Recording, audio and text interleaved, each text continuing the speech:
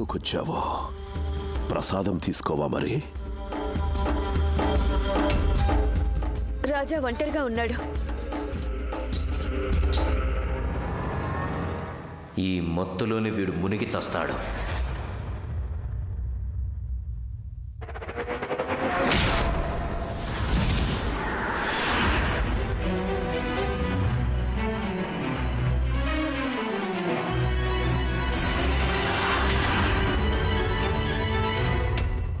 నా పేరు నాగా. ఈ ఆమీర్ కోట్ కి రాజుని. ఈ నాగాని ఎవరు ఓడించలేరు, ఎవరూ చంపలేరు. ఈ నాగాని సంహరించే ఆయుధమే తయారు చేయబడలేదు.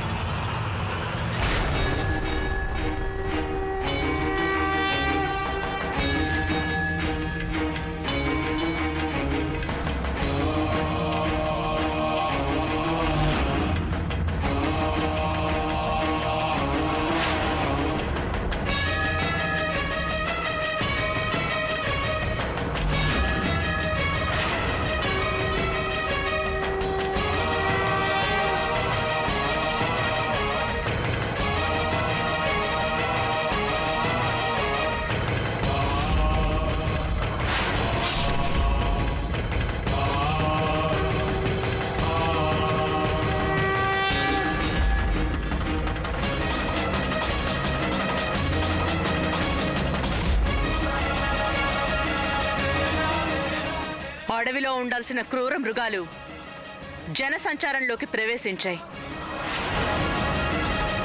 నీకీ సింహాసనం మీద కూర్చోడానికే కాదు, ఈ భూమి మీద గాలి పీల్చుకోవడానికి కూడా అధికారం లేదు నాగా. గాయత్రి, ఈ నాగాని నీ బాణమేం చెయ్యలేకపోయింది. అలాంటి నాగాని నీ మాటలేం చేస్తాయి? నువ్వు నా మహల్లోకొచ్చావు, ఈ పసికందు తోడుగా తీసుకొచ్చావు. ఇప్పుడు చెప్పు, నీది తెగింపు అనాలా లేక తెలివి లేనితనమా? చూడు,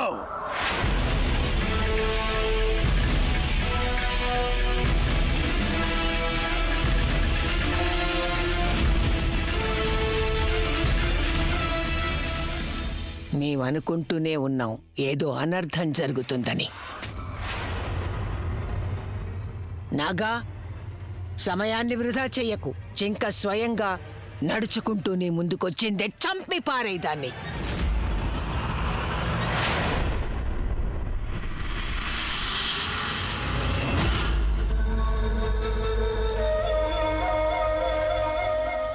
చాలా పెద్ద పొరపాటు చేశావు గాయత్రి. పారిపోయుంటే బతికేదానివి. ఇప్పుడు నువ్వు చేస్తావు. నీతో పాటుగా నీ రానా గుర్తు కూడా చేస్తుంది.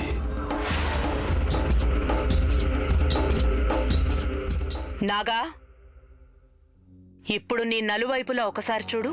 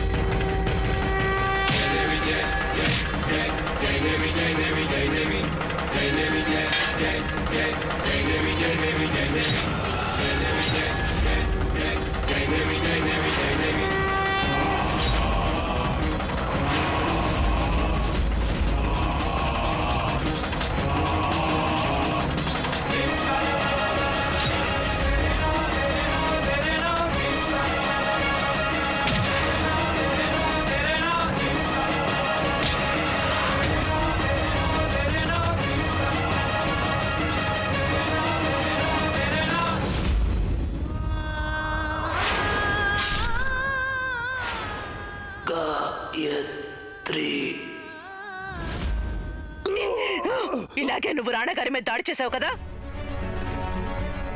ఆయన్ని మోసం చేసావు కదా. కానీ నేను ఆమీర్ కోటికి రాణిని, నేను మోసం చేయను. ఎక్కడికి వెళుతున్నారు అత్తమ్మా? ఈ కోడలికి సేవ చేసుకునే అవకాశాన్ని ఇవ్వండి.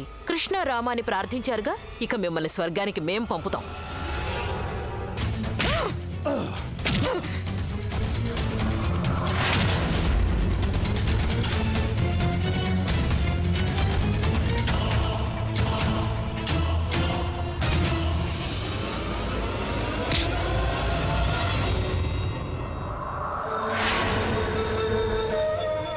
ఇక నువ్వు ఆపకపోతే మీ అత్త చావుకి కారణం నువ్వే అవుతావు. వద్దు రాణి, మీరు మా గురించి ఆలోచించకండి. మీరు రాణా గారి ప్రతీకారం తీర్చుకోవాల్సిందే. చంపేయండి ఆ రాక్షసుని, చంపేయండి వీణ్ణి.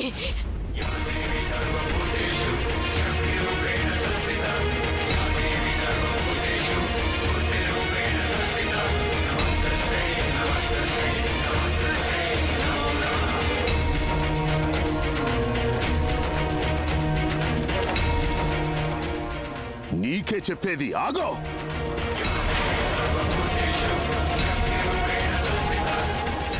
గాయత్రి, వీణ్ణి వదిలిపెట్టకండి. ఆగక్కడే.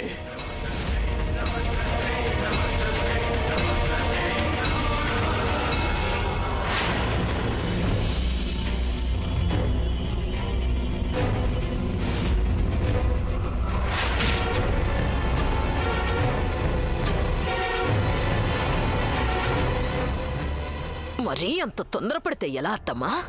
మాకు కూడా సేవ చేసుకునే అవకాశం ఇవ్వండి. నువ్వు రాణాగారిని మోసంతో ఓడించావు కదా, కానీ నేను నిన్ను మోసంతో కాదు, శక్తితో ఓడించాను.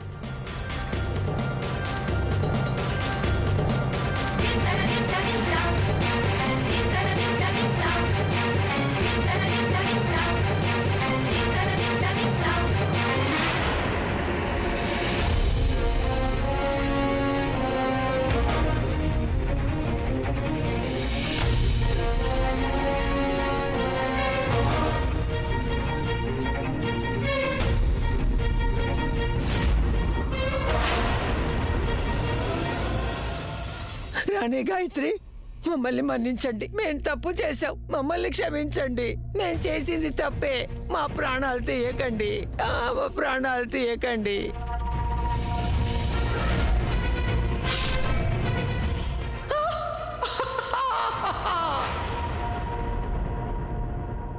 క్షమాపణ అనేది అది పొందే అర్హత ఉన్నవారికే దక్కుతుంది పెదరాణి అమ్మ. మీలో త్రాచు కన్నా ఎక్కువ విషం ఉంది. ఏ రాణాగారైతే కన్న తల్లి కన్నా ఎక్కువగా మిమ్మల్ని ప్రేమించారో మీరు వారినే చంపించారు. మీ శ్వాస, మీ బతుకు ఈ భూమికి బరువే. అలా అనకండి. ఈ భూమి మీ పాపాల కారణంగా అపవిత్రమైంది. ఇప్పుడు మీ రక్తంతో తడిసి పవిత్రంగా మారుతుంది.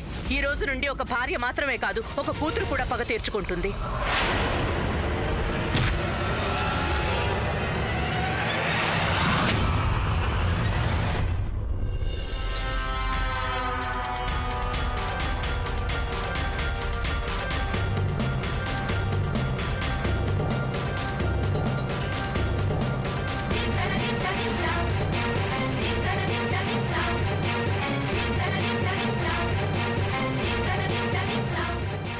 ఆమీర్ కోట్కి ఒక పద్ధతి ఉంది. చచ్చేవారిని ఆఖరి కోరిక ఏంటి అని అడుగుతారు.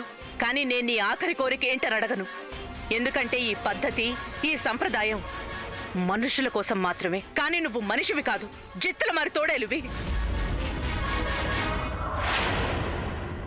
నీకు అవకాశం కాదు, కేవలం మృత్యువునే ప్రసాదించాలి.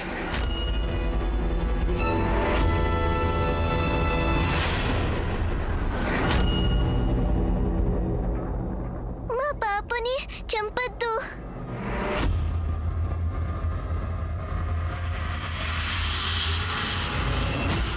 ఇప్పుడు నువ్వు బ్రతికొండవు గాయత్రి.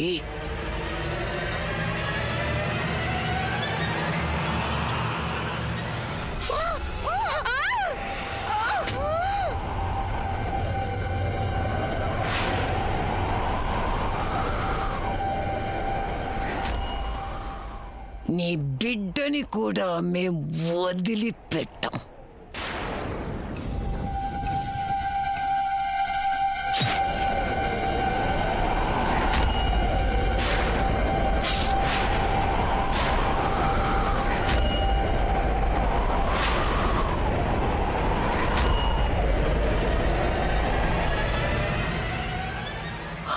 రాణి,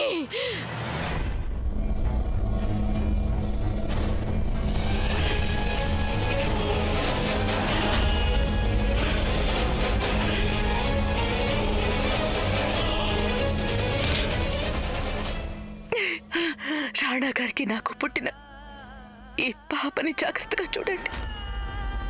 మీ గాయత్రి మీకేమి కానివ్వండి గాయత్రి, మీకేమి కాదు, మీకేమి కాదు. రాజమాత మీరు వెళ్ళండి, లేకపోతే నా బిడ్డ మీద ఒట్టే.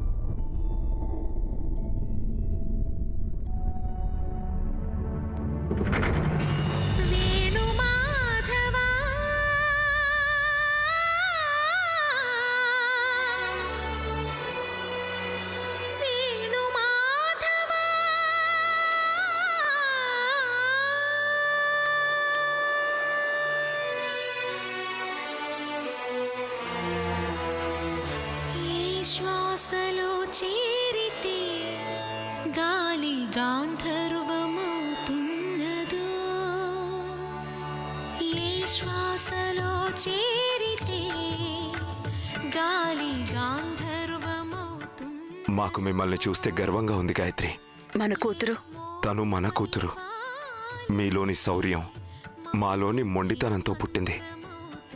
తనకేమీ కాదు. తను ఈ ఆమెరుకోటికి ఆకాశంలోని సూర్యుళ్లా వెలుగునిస్తుంది. ఇంతవరకు ఎవరూ చూడని రాణిలా తయారవుతుంది. మీకెలా తెలుసు? మేము భవిష్యత్తు పొరల్లోకి వెళ్ళి చూసొచ్చాం. మనం సాధించలేకపోయిన పని మన కూతురు సాధిస్తుంది.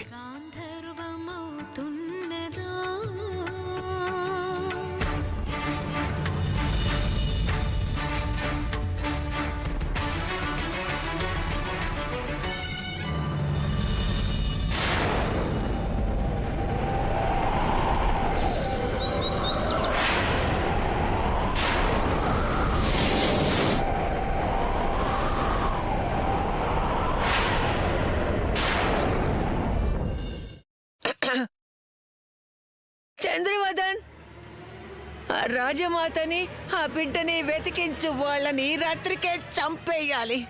వెళ్ళండి.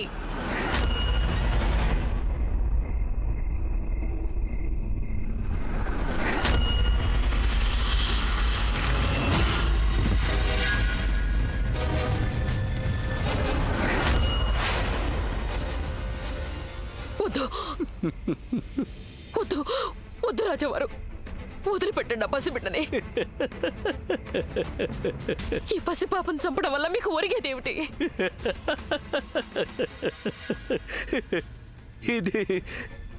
ఇది మామూలు బిడ్డ కాదు. ఇది రాణా గారికి గాయత్రికి పుట్టిన కూతురు. ఆమీర్ కోట్ సింహాసనానికి వారసురాలు. మేమీ వంశవృక్షాన్ని సమూలంగా నాశనం చేయాలంటే ఈ బిడ్డని మేము చంపక తప్పదు కదా. వద్దు.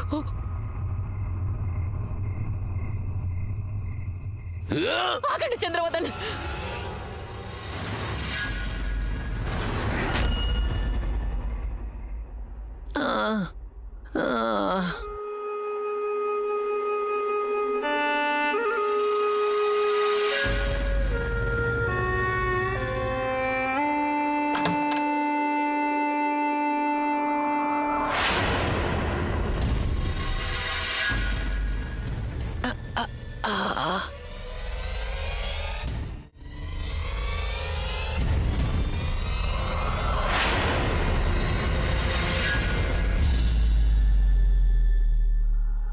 రాజావారు, మీరు ఆ రాజమాతని ఆ బిడ్డని చంపేశారా లేదా?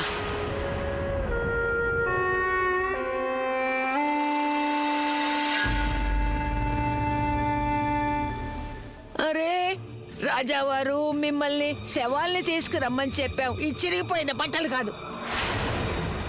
రాజావారు, మీరు కనీసం చిన్న పాప తలని కూడా నరికి తేలేనంత చేత కాని వారైపోయారా? ఏమీ చేయలేక ఓడైపోయి తిరిగి వచ్చారా రాజావారు? అయ్యో అయ్యో, మాకు మా తల తీసేసినట్టుగా ఉంది. అవమానంగా ఉంది, అవమానంగా ఉంది. మేము తన శవాన్ని తీసుకురాకపోవడానికి కారణం ఆ రాజమాతని, తన మనవరాల్ని ముక్కలు ముక్కలుగా నరికి మేము అడవి జంతువులకి ఆహారంగా వేశాం. చివరికి చిన్న రుజువు మాత్రమే మిగిలింది. మీకు చూపించడానికి తీసుకొచ్చాం.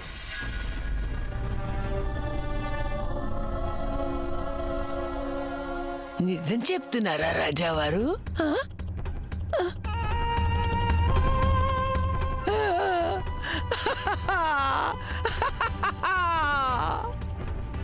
మాకు ముందే తెలుసు మా రాజావారు మరి ఎంత తత్తమ్మ కాదని.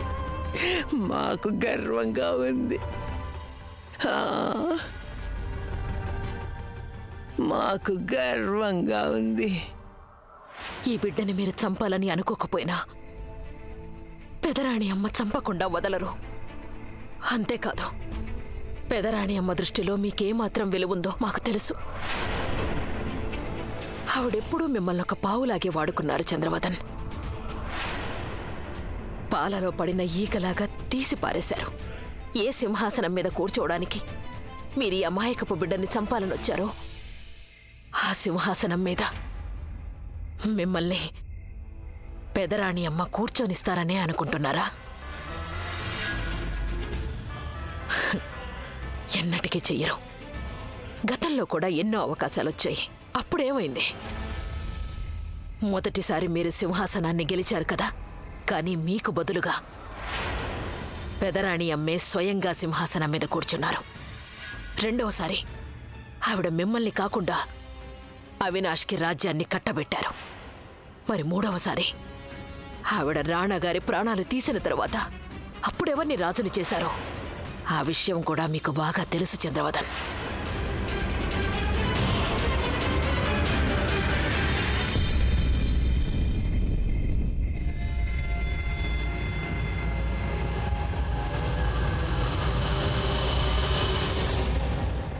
చంద్రవదన్, మీరు పుత్రుణ్ణి పోగొట్టుకున్నారు, మేము పోగొట్టుకున్నాం. కడుపు కోతంటే ఏమిటో మనిద్దరికీ బాగా తెలుసు. ఈ బిడ్డ నా ఇంద్రవదన్ యొక్క చివరి జ్ఞాపకం. తన ప్రాణాల్ని మేం భిక్షగా వేడుకుంటున్నాం. లక్ష్యరాజు చనిపోయినప్పుడు పెదరాణి అమ్మ ఒక్క కన్నీటి బొట్టు కూడా రాల్చలేదు. ఎందుకంటే ఆవిడ ఎన్నడూ వారిని కాని మిమ్మల్ని కాని ప్రేమించలేదు. ఆవిడ కేవలం వారిని వారే ప్రేమించుకుంటారు, సింహాసనాన్ని ప్రేమిస్తారు. కానీ మేము కుటుంబాన్ని ప్రేమిస్తాం.